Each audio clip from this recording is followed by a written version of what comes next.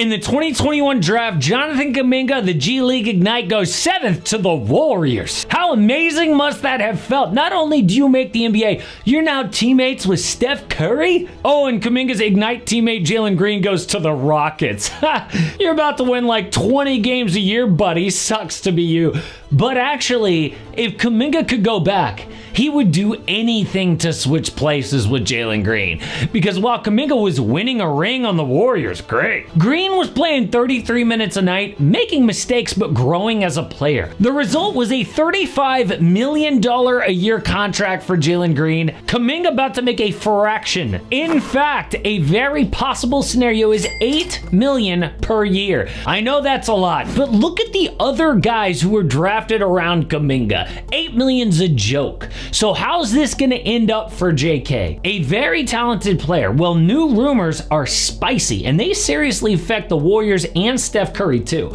But before we get to all that, $8 million is the qualifying offer, which is very rare, but if a rookie cannot make a deal with his first team, he bets on himself for one season to be a free agent. A lot of teams will have cap space next year, could be great, or not. We have seen it go both ways. For example, in 2009, Ben Gordon took that one-year qualifying offer, balled out for the Bulls, got paid by the Pistons.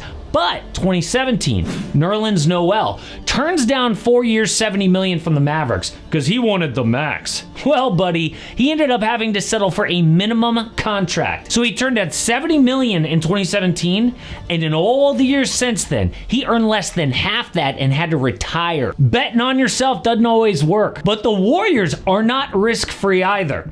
If Kuminga does well, he can just leave next year for nothing, and they will feel pretty dumb having turned down these trade offers right now. Oh, what trade offers are those? Well, the Suns and Kings have been most aggressive in a sign and trade for Jonathan Kuminga. Anthony Slater reports that the Dubs want at least a first-round pick and a good young player.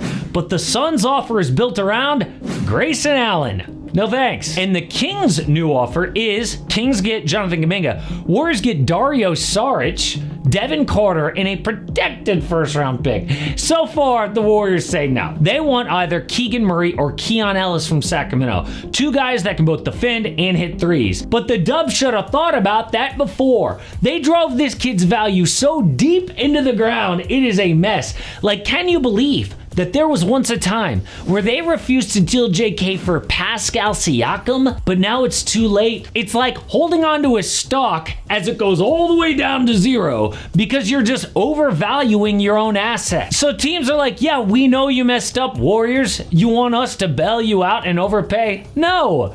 Now, the Warriors could offer Kuminga a short contract for like 2 years, $40 million to be a free agent soon. But Shams says Kuminga is not interested. There is just way too much bad blood between them from over the years. Kuminga feels like he has been disrespected by the franchise and the coaching staff. It all came to a head back in January 2024. JK was never trusted, especially in the playoffs, but he was having a great game against Denver. This was his year to finally turn the corner and grow as a player. But after one missed defensive assignment, Steve Kerr benches him never to be seen again. So that night, he leaks to Shams. Jonathan Kuminga has lost faith in coach Steve Kerr, and the 2021 lottery pick no longer believes Kerr will allow him to reach his full potential, sources close to Kuminga tell The Athletic. At that exact moment, the front office should have been like, yeah, this isn't going to work. We tried the whole 2 timelines thing, and it failed. Get him out of here. But instead, they hung on to that stock. Kerr put him in the starting lineup, but as soon as he started to make mistakes, he got benched again. Then last year, in the most important games of the season, Kuminga did not play at all. The only reason he even got minutes in the playoffs was because of injuries. Do you know how embarrassing that must feel for a kid that thinks he's an all-star? I mean, last year, Kuminga was 15 points, 5 boards, 2 assists.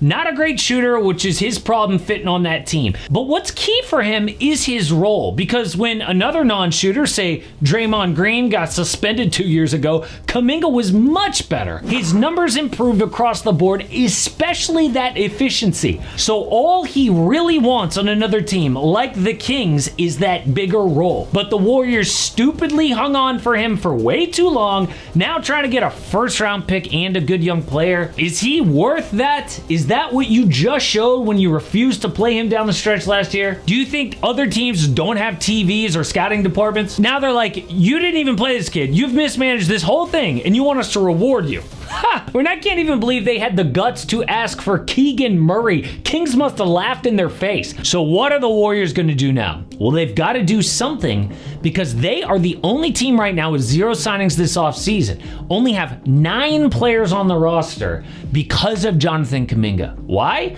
Well, Golden State has handshake deals with both Al Horford and DeAnthony Melton, but they can't sign those guys until this JK mess gets all worked out. Once that happens, they'll know exactly what exceptions they have available. But if they sign Al Horford and DeAnthony Melton right now, then they'll be hard capped, which means another team can just swoop in, offer Kuminga $1 more than the Warriors can afford and just take him. Dubs can't afford that. So maybe they do some short deal with JK, which sucks because you know that he'll just be out for himself next year, not the team.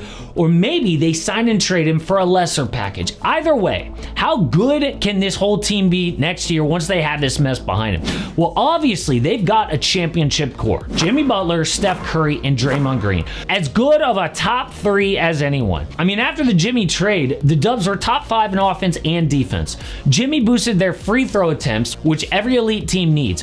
Steph is somehow still all-world, turning 38 years old. The man's got energy for days, forces defense to respect him like he's still in his prime. But 2 big questions still remain. The first is health. The Miami Heat were afraid to extend Jimmy because he plays so few games, and they are one Steph hamstring away from disaster, which is exactly what we saw against the Minnesota Timberwolves in the second round. The second question is depth. What do they need around Steph, Jimmy, and Draymond? Elite defenders who can hit threes. And they just don't have enough of those. So somehow, for the Warriors' big 3 to actually reach their potential, they need to reach the playoffs next year in a good seed while healthy and fresh. Good luck with that. But that's where Jonathan Kuminga could actually help. He is a young, athletic player who scores about 20 a game on most nights. The problem is they don't view him as a top player each and every night, and that will never change. Honestly, I think the Warriors are going to take a crappy deal from the Kings and move on, because next season could be the last prime year of Steph, and they can't waste any more time. But I'll tell you what team wishes they had the Warriors' problems, and that's the Pelicans. New Orleans is now so bad that people are talking about them moving the franchise to another city. So how did they go from a really bright future a few years ago to disaster in just a few seasons?